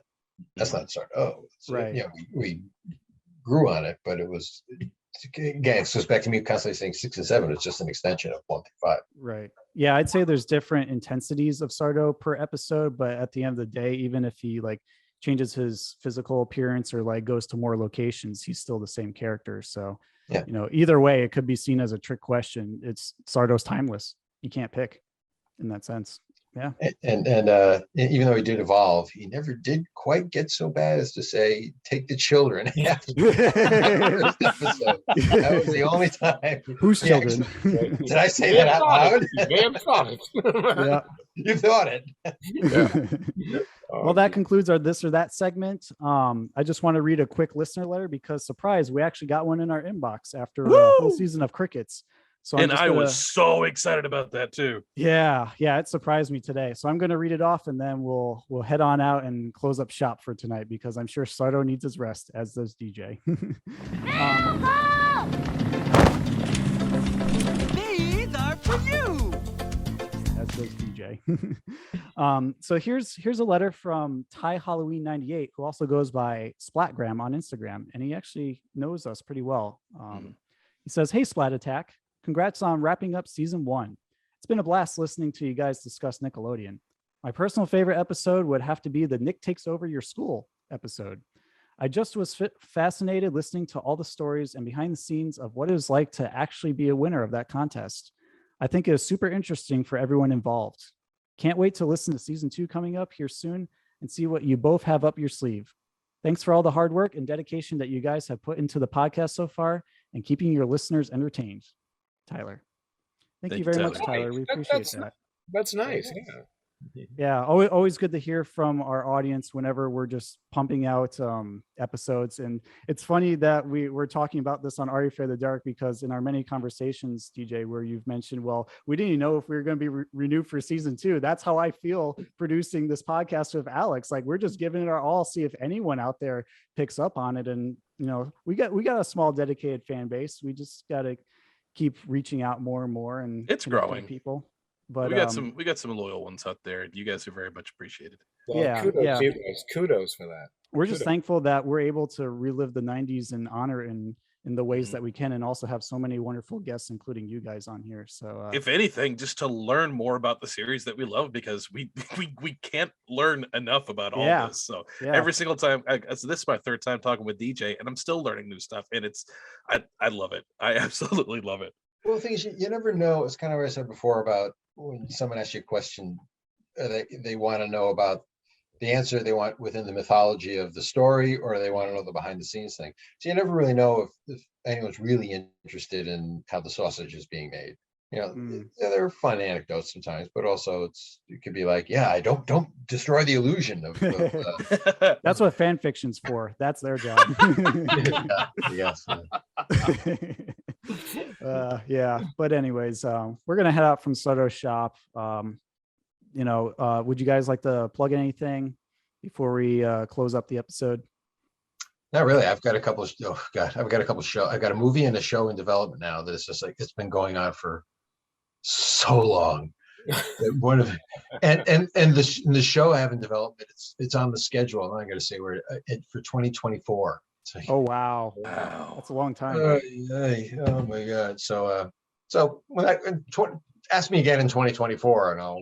I think we'll be in season 7 by then. But it won't be a reboot. It'll be. I was going to say we'll be in a reboot series by then.